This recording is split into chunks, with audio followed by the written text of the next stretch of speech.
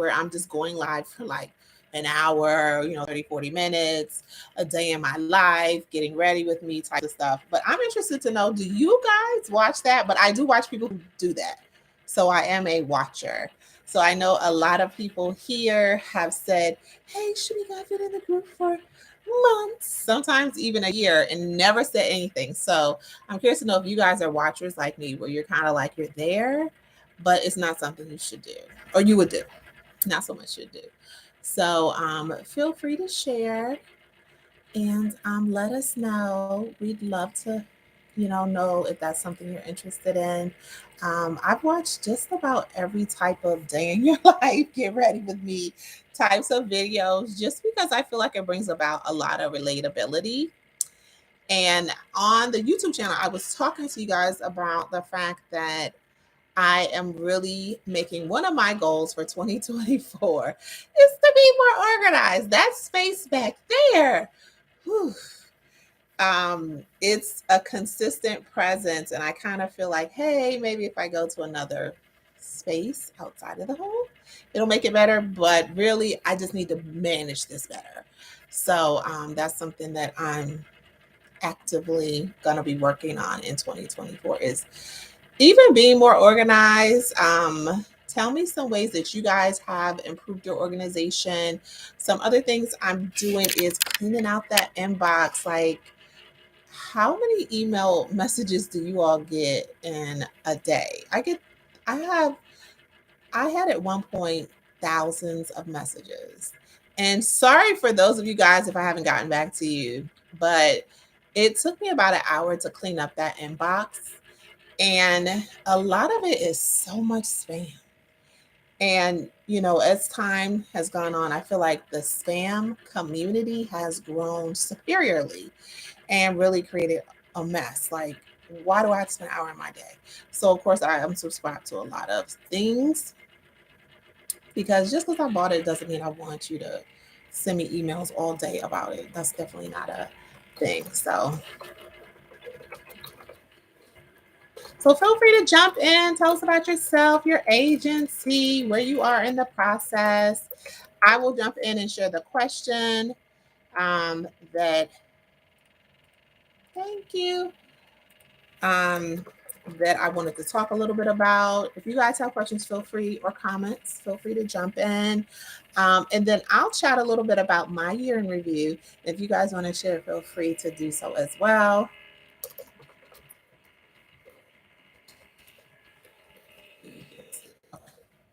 So 2023, I think just like most people, the beginning of the year, you kind of always start out hard and heavy, and then kind of fizzle down into some sort of reality. And one of the things that we had planned for this year was another NOSACon. And as the process got started to really get things ramped up, I kind of decided that it maybe wasn't the best fit to kind of do back-to-back years. And some of the thought process, just so you guys know, around that was that this year was like probably the first full post-pandemic year most of us as NOSAs have had. So there was a lot of shifts. There was a lot of waves for many NOSAs. Some decided, hey, this wasn't the industry for me anymore. Others have added businesses, CNA schools, CPR schools, scrub businesses, all types of businesses to their companies to kind of sustain them. And then some people have definitely thrived. But in order to really benefit from, doing another conference, I really wanted it to be a conference that kind of gave us an opportunity, not only as a company, but as a group, to go to that next level. So that's kind of some of the focus around why we decided to take a break with NOSACon 2023 and push it out to 2024 to give everybody a chance to kind of like take a breath. It's 2 years post-pandemic, and then also for us to put together a conference that is really touching and focusing on those next levels. So many of us in the group, not all of us, have been in the industry for some time now, and maybe been in the place or been in the space around, okay, what's next? So that's just to kind of give you a little bit of a hint. That's kind of where our thought process is around NOSACon 2024 is to kind of give people those next step supports, information, resources. We hope to incorporate things around a potential job fair, just where you can do more tangible things in a weekend than you maybe typically would do in your home office, in your respective home offices. And then the second part was us as a business. So we've been doing this like 7 years. I pinched myself a couple of times to realize that I've committed this much time into something that was just like, you know, um, taking a real chance, something that I didn't necessarily know was going to pan out either way. Who knew what would have become of the NOSA group when I was like, I'm going to get on Facebook. I'm going to start talking. I'm going to start sharing information. And I know there's at least one or two nurses out there just like me that has a feeling of, I need something more than what the traditional trajectory around nursing is offering. And, I want to have some financial freedom, and I want to set my own schedule, work as hard as I want to, work as little as I want to, and really establish, generational wealth and expansion and support my community and do all these different sorts of things that we've been able to do, as well as we've seen you guys, and 100% support you guys in doing those things. One thing I tell people, and looking back, at least this year, because I've been pretty reflective this year, is once you do it one time, no matter what the business is, you can do it again. So I really want to encourage people who are struggling or maybe having difficult times with their agencies or businesses in this space to really remember that. So, like, when we started, the business looks 1000%, 360 degrees different than what it is now. And sometimes it's, hey, go with the flow. Sometimes it's make the shifts and waves, but sometimes it's, hey, maybe I need to take a step back and really reevaluate my why. Why did I get started?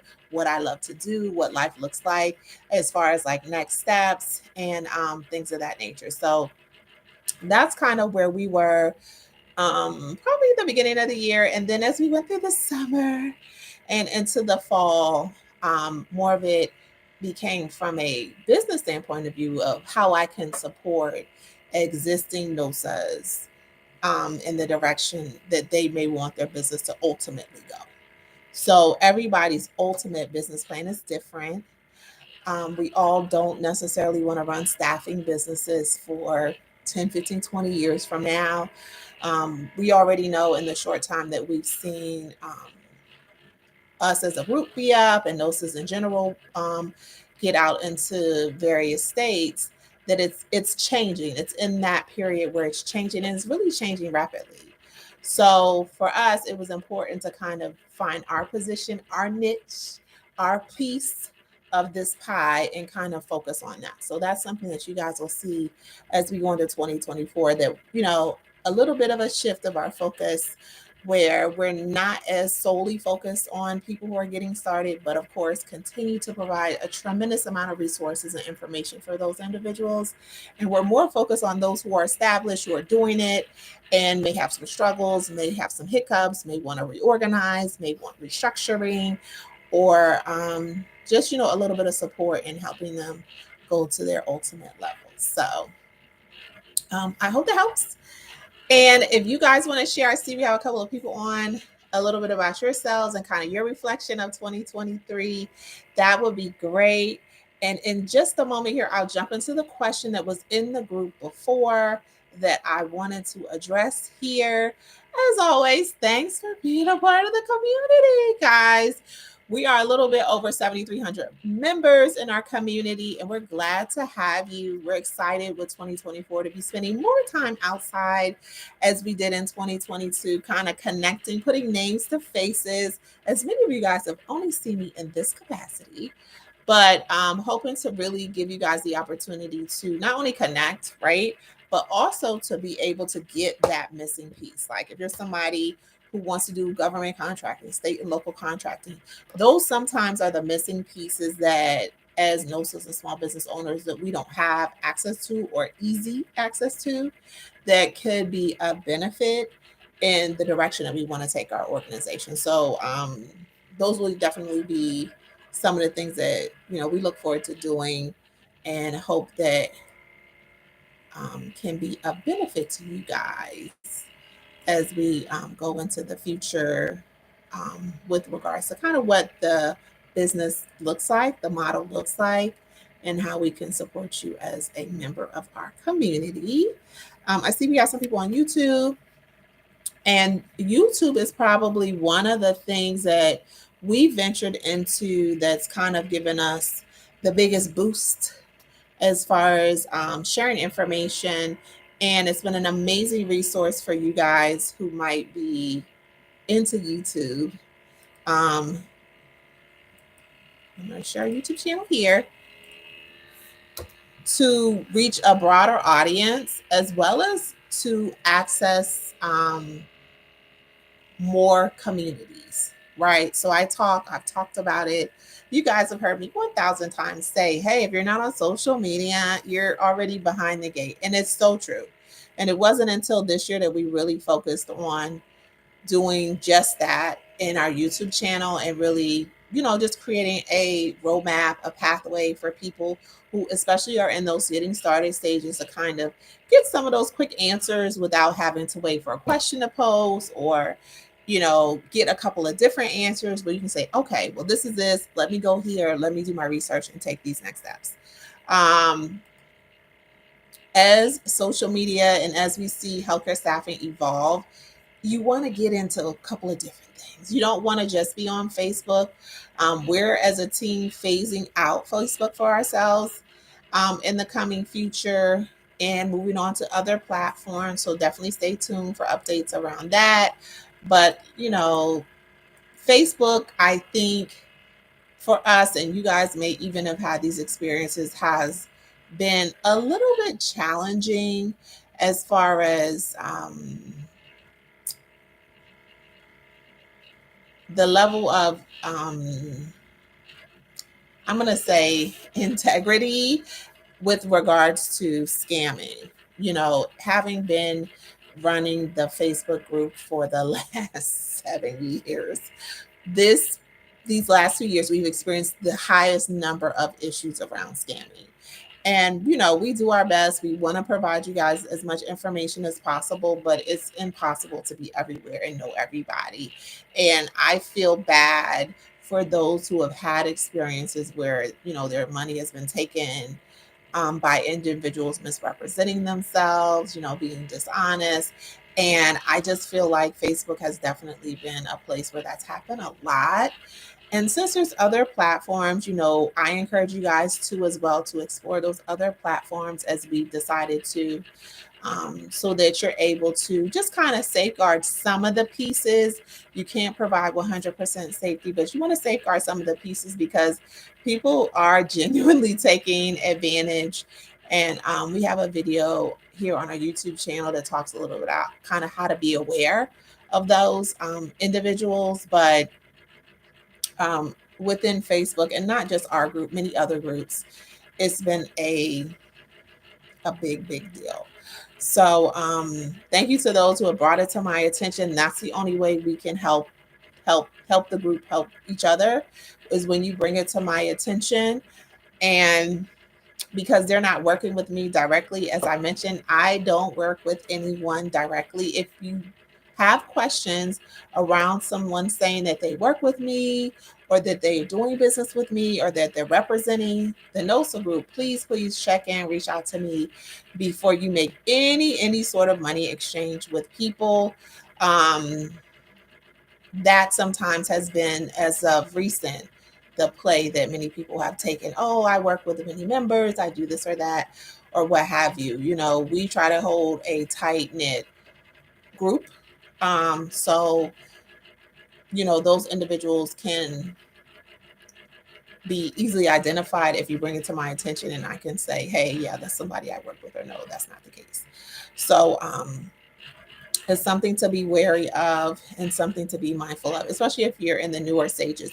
And some of the things I wanted to chat about tonight with you guys is around businesses that are struggling and kind of how you can restructure or rethink getting into the business. So the question is around getting into the business.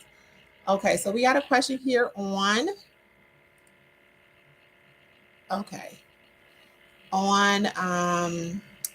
YouTube.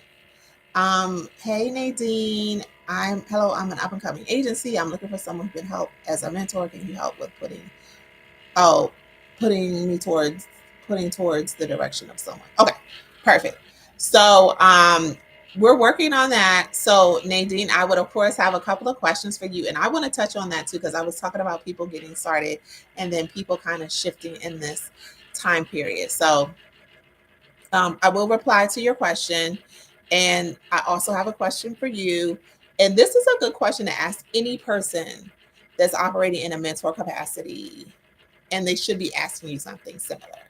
So when you're looking for a mentor, be as specific as possible.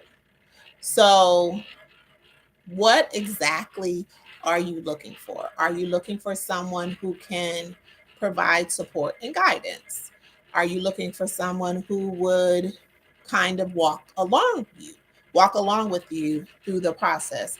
Are you looking for someone who provides information or feedback? And if it's all of them, Nadine, definitely feel free to say all three, but be really clear because I've seen over the years that sometimes there's a different level of expectation in those dynamics, and then you and or the person providing the services, it's usually you, aren't able to get what you need. So hey, I'm looking for someone to help restructure my organization, help us with developing a marketing strategy, identify areas of improvement, with our workflow. That is more specific and it'll get you closer to the person who can assist you versus just a mentor, because that question comes up in the Facebook group and I want to say it's for both, it's applicable for both. So okay, all three. So drop your email address, Nadine, and I'll shoot you somebody. Okay, so and then if you're a new person in the market to start your agency, I would encourage you guys to think about, hey, is it possible that I can partner with an existing agency and add value? So the reason I say that is because many times, especially in these times, existing agencies may be struggling because they have everything except for that one missing piece. So in instances where you have, the people and maybe you have the contracts, but you don't have an operations person who can kind of bring it all together for you, or you don't have a clinical style person who can kind of have the conversations and the interviews, or business development type of person. So really thinking about supporting someone else's business is a great way to get your foot in the door, just because being a solopreneur can be overwhelming. It can be very rewarding, but it can be overwhelming. And many times getting support from someone who has the same level of interest and energy on the staffing piece is best. Right. So when I shared my story about getting started years ago, um, the dynamic that we had was that my business partner was more of a clinical recruiter style person, and I was more of a back office. And meshing those two together really allowed us to be successful during those times very early on. And one of the things that was important was identifying your strengths and your weaknesses. So even though I'm a great back office person, sometimes I'm not the best organized, as you can see, but I know how to take an idea and, flesh it out and develop it and create workflows and processes and things of that nature. I know how to establish structure and workflows and things of that nature for a business. So that's kind of my strong suit. That's my strong area. But as time went on, with the NOSA Group and other things, I've developed some of the other softer skills around public speaking, doing this with you guys, being more of the front face or front facing person in the business. So definitely think about that, Nadine. I'm not sure where you're located. If you want to drop it, you can. But I think as we go into 2024 and more people may be not so much in limbo, because I don't think it's in limbo. Business is cyclical, guys. It's up and it's down. Every business is experiencing it. The mortgage business, the hospitality business, the restaurant business. So more of it is about figuring out how to pivot through it. And then once you've done it, you can do it again. So I wouldn't go into the mindset of, oh, once I fix these things, this year, next year, I'll be good forever. No, you'll experience something similar as we've experienced in the pandemic, where it was high highs and low lows. So you really want to think about where you fit in that piece and where your business may have some areas or identified some areas of weakness during that time. So our topic today is going to be about end of the year business review, business assessment. We'll drop a tool below for you guys to check out and see where you are. It's just for fun. But we want you guys to really look at how the year was for yourself, your highs, your lows, things you need to work on. This is a great time to do some of your SWOT goals. SWOT, strengths, weaknesses, opportunities, and threats. So this is a great time to do that as we are all wrapping up the year. And then also, in doing that, you really want to have that gear you towards how you set your goals for next year. If you're someone that had, weakness of, hey, a big weakness for us was business development. A big weakness for us was organizational development or employee retention.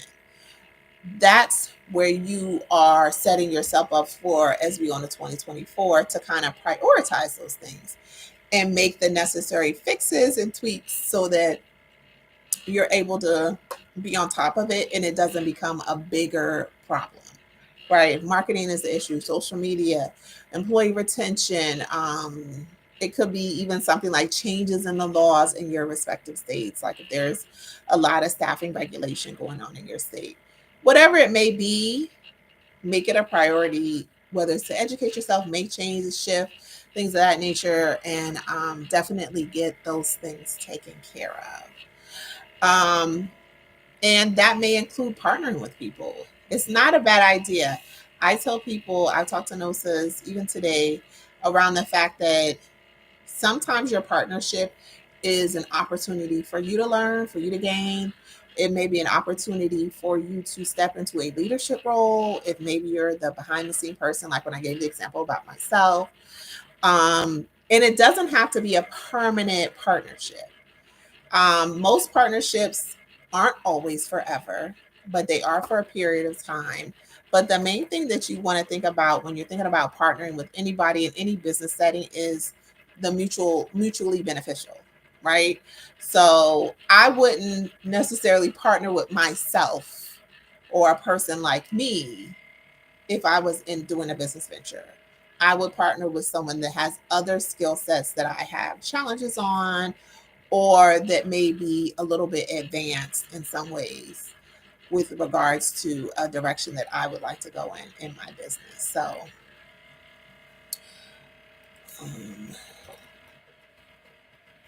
and then the last question, since you guys don't have any questions, and feel free to check us out in the hashtag replay and drop your questions. I think over the last week of December, I'll do more of these lives at different times throughout the day and night. Shout out to my West Coast NOSAs. And just a little chit chat, and you guys can let me know the topics you want me to talk about. Is when you do your business assessment, then you want to kind of incorporate in your business assessment some SWOT analysis, as well as a year in review. And it's always nice to do a year in review through a slideshow. So we do that. We'll probably do that this year. So that's always nice. But the final thing is the next step. So the next step would be your goals, your 2024 goals. Like, what is 2024 supposed to look like? What are you going to be doing? Why is, what's important? What's the priority? Things of that nature. So some highlights or things to consider when you're talking about, hey, it's 2024 and I want to be here, is the style that works best for you. So one of the styles that I like is and I'm not sure what exactly it's called, but it's called, I just tell people it's the working backwards. So it's kind of looking at your business. I do the pie style, but it's up to you. So if it's a circle, like this and it's pies, different sectors of your business or life, sometimes we, incorporate both. And determining through each pie where I want to be. So where I want to be from a financial standpoint of view, professional, personal, time off, where I may want to be with regards to revenue, partnerships, expansion, things of that nature. And then from the pie, I use percentages, and I think I did a video already that talks about it. But from there, what needs to make it happen. So within the pie, so each slice of pie will kind of talk through what needs to make it happen. So at the end of the year, I'll give something fun because I'm always talking about business. Hey, at the end of 2024, I want to have had 5 7-day vacations. And this is true. Where I'm not working, which is always tricky. I'm not, involved in any sort of activity that's non dot dot dot. And from there, I look at the calendar and really work it back. I say, hey, 5 vacations. How can I fit in 5 7-day vacations? That's a lot, first of all. 1 is something I've never done before. 2 is something I'm definitely interested in doing. But hey, I've done 3 or 4, maybe 3 at the most. But let's look at the calendar. Let's look at where I'm going to be, what I'm going to be doing. Does it make sense? Could it be a part of something else? And then, of course, think about where I want to go, right? So what are some fun places that I want to go? What are some places that I've already committed to in 2023 to go? Of course, one of those places is Atlanta. So we're going back to Atlanta. So that's on the list. Definitely want to head out to the West Coast. That's on the list. And maybe a tropical island. We can add that to the list. Maybe not too far from home, right? A beach. We can add that on the list. And I think I want to hit somewhere in the Midwest. So we'll add that on the list. So those are the 5 locations. Do I have conferences or events happening in those places already, planned for 2024? So that's kind of how you work it backwards and then kind of insert it into the place that it makes sense. And some ways that I would do that, because we're keeping it fun, guys, is definitely not going to the Midwest during the winter. So that's out of the question. So that'll shift to like a fall, summer activity. West Coast sounds nice at the beginning of the year where it's cold on the East Coast. So, you just kind of move things around a little bit and make it make sense for where you are, how you like to travel, and things of that nature. And then for each piece of the pie, you do the same thing.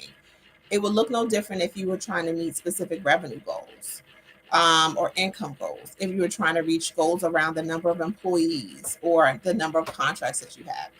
The same concepts apply, and then you just kind of bring the pie together. So in bringing the pie together, something like planning a vacation isn't as time consuming. So it would only get like a small piece of the bigger pie, which is life. So like the bigger pie or the pie coming together, in my opinion, is life. And for those of you guys know, life can life. So, me doing that takes a small piece of the pie, like maybe 1% of the pie. That, booking reservations, doing flights and things of that nature, accommodations, might take a couple hours. But on a more substantial side, you know, figuring out how to reach an audience of more employees or retain more employees has more intricate steps. And from there, you're able to pull that information and kind of say, hey, I want to have 50 more new employees onboarded and working. You start to work back. What does that look like? How long does it take you to onboard the average employee? Do you have an employee referral program? Where are you going to get these people from? Why would they want to work for you? Which is really sometimes a difficult question, but a very honest question to ask yourself. Do you have opportunities for them to work?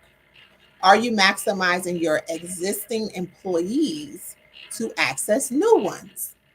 And let me say that one more time, because this is a question that comes up a lot. Are you maximizing your current employees to get new ones?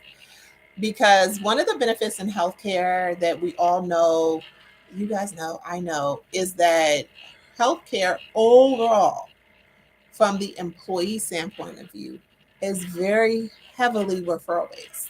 I think, and you guys can correct me, I want to say it's like 80% referral based. I want to say that was the percentage I saw for SIA.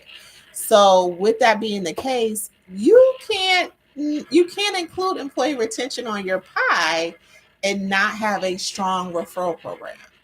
And when I say strong referral program, I mean strong, competitive. You know what other companies are giving. You've tracked it. You see if you have an employee who's giving you the most referrals, they've gotten some sort of acknowledgement or recognition so that not only you, but they can also see the return on investment from doing that. And there's a lot of new automated platforms that provide that I would look into for doing that.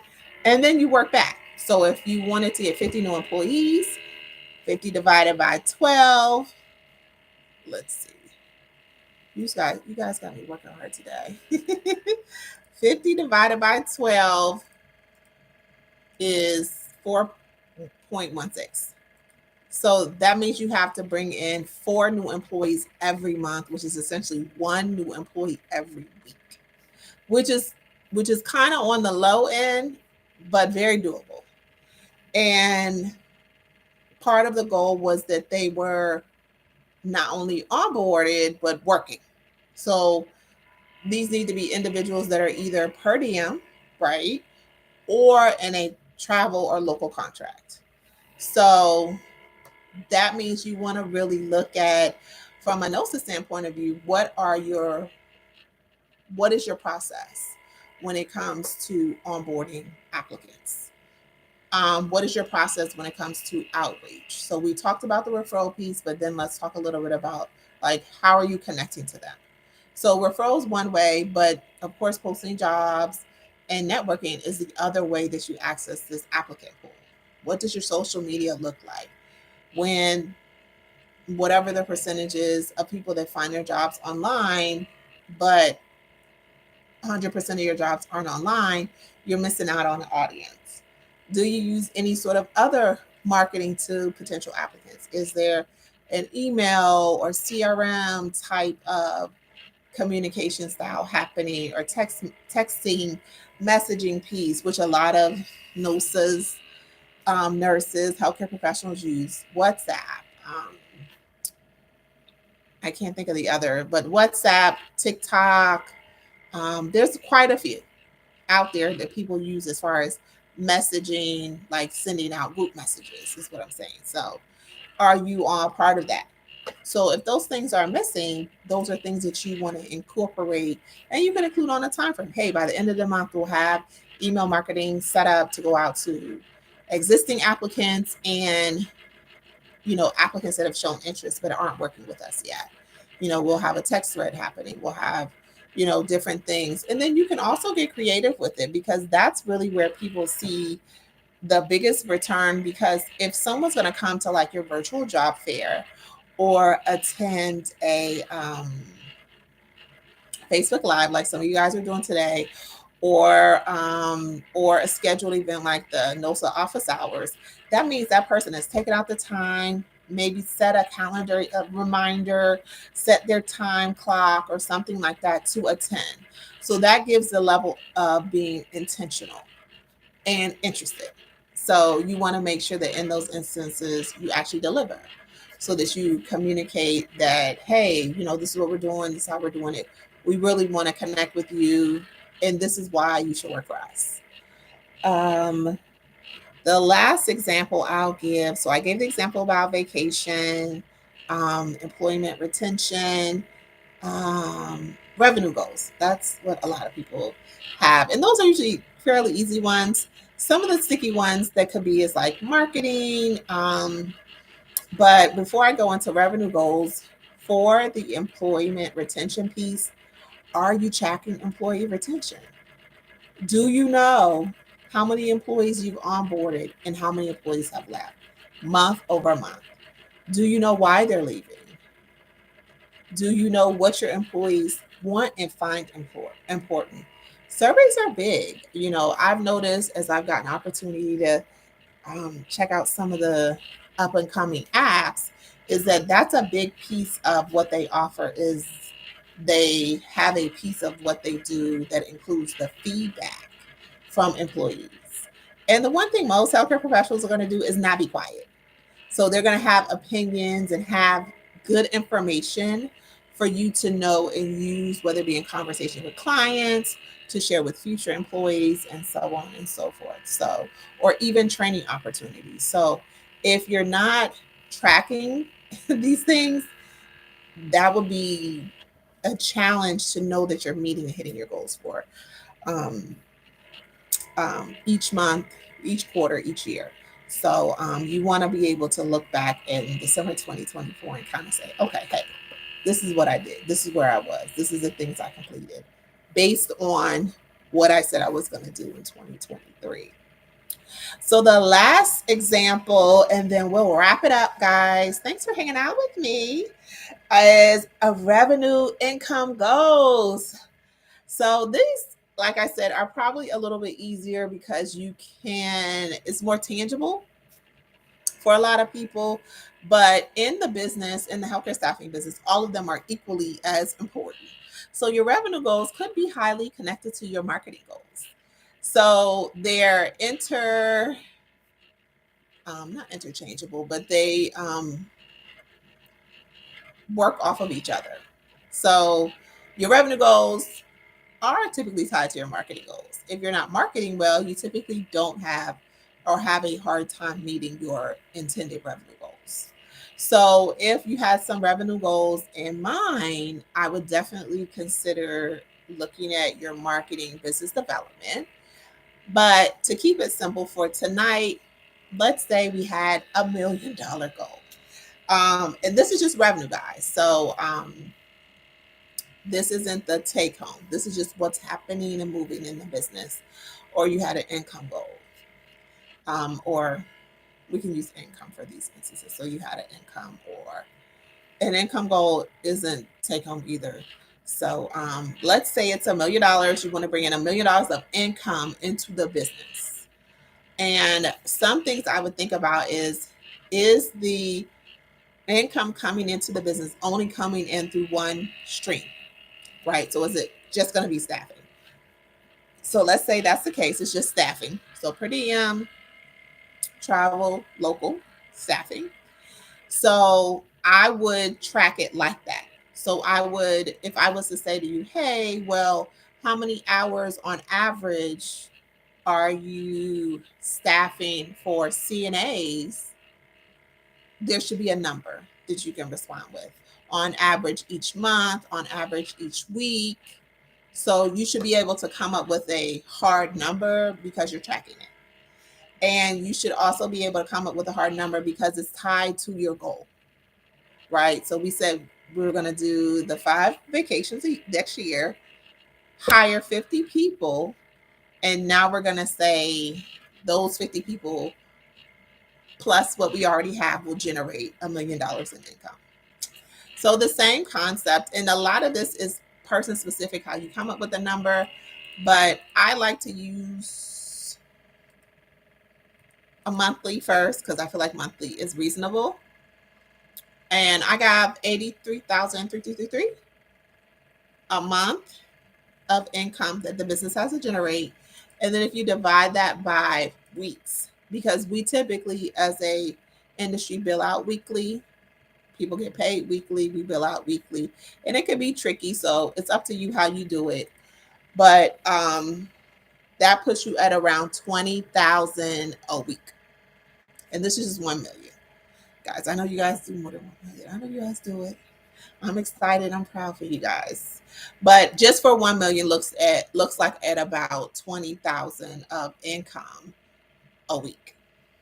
So depending on how you move or how you operate in your business, you can say, hey, that $20,000 can be lump summed and just based on, billable income, or it can be sectioned out or portioned out based on the types of positions. And the reason I say that is because the types of positions are different, especially at the skilled nursing level, LTAC, assisted living, because you typically are always going to have more CNAs than you have nurses, unless you happen to have the alternative. But in a SNF setting, in an assisted living, in an LTAC setting, their number of supportive PCT,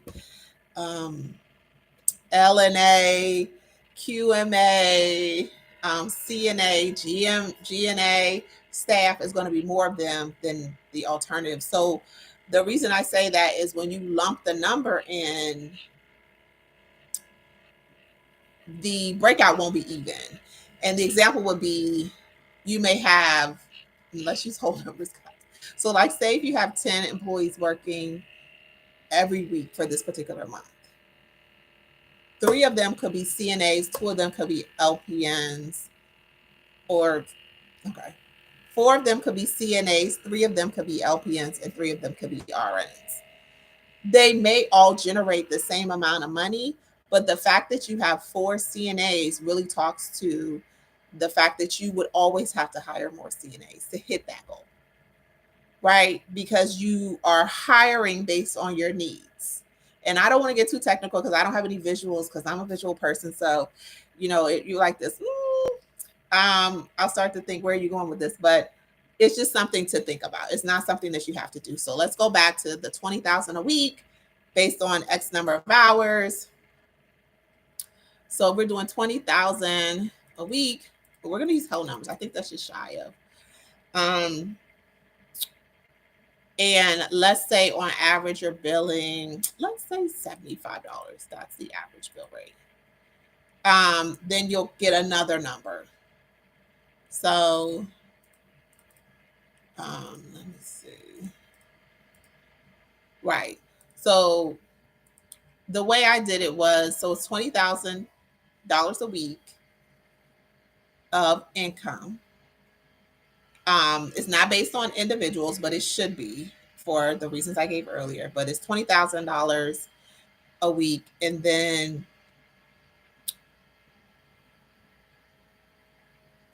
you would have to bill 266 hours at the average rate of $75 to get there. So that's kind of a work it backwards. When you're dealing with revenue stuff, it can be tricky because there are a ton of variables that aren't always taken into account. So the revenue in the business isn't what, or the income into the business isn't what the business ends up having. So you have to take that into consideration when you're setting your goals. So if you're saying income, the income would be the bill rate, but the bill rate isn't what you take home because you still have to pay your employees. So, working through those numbers is important, and creating a model that works best for you is important too, because you want to be able to explain it to your staff, to your accountants, to, people like me. If we're on a call and I say, well, what's your average, what's the average number of hours you bill a month or bill a week? What's the percentage of employees based on their roles?